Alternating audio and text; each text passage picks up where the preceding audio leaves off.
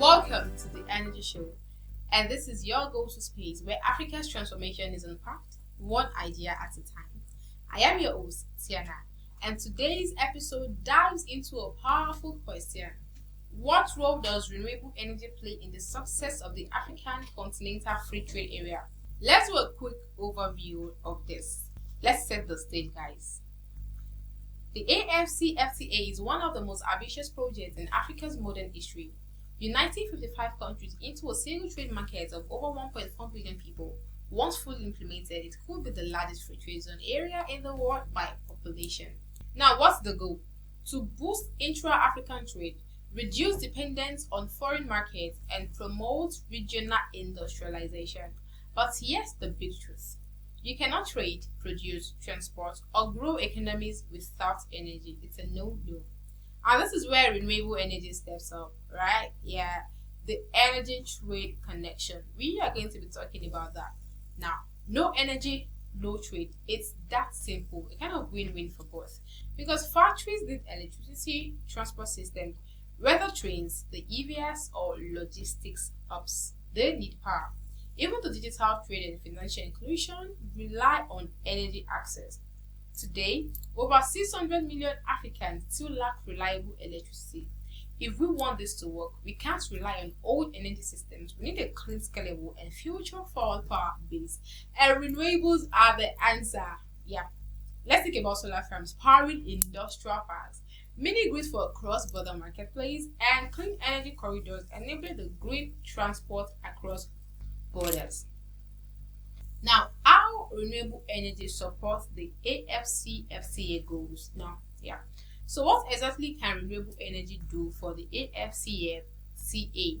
Now, one is power Africa's industries.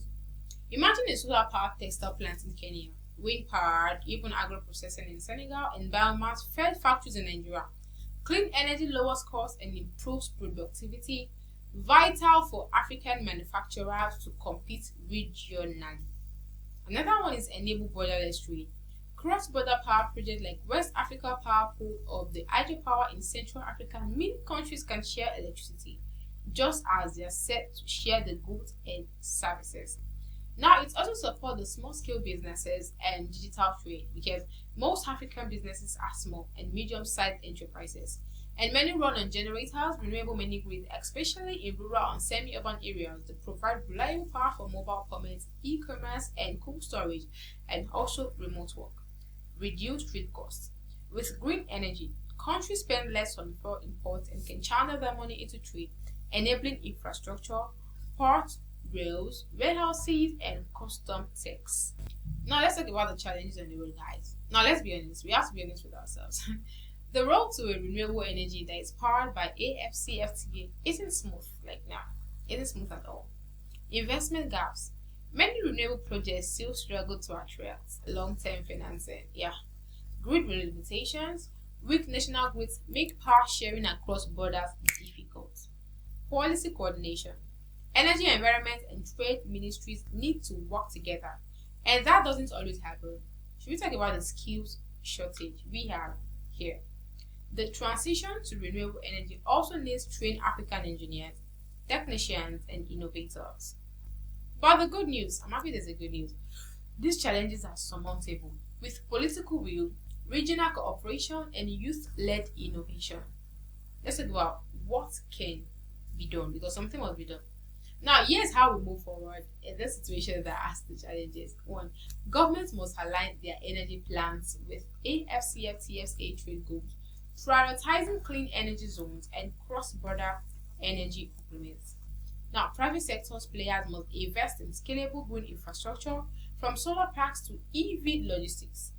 Young African innovators must be powered through green skills training, energy tech startups, and funding. And citizens, yes, you and me, we must demand the cleaner, smarter energy solutions for our homes, businesses, and our future. Now, powering the Pan-African progress. We're going to be talking about this, I think, for the conclusion in this episode. The African continental free trade area isn't just about open borders. It's about opening opportunity. But trade cannot flow on empty batteries, and to build Africa's economic engine, we must charge it with renewable energy abundantly, affordable, and even African.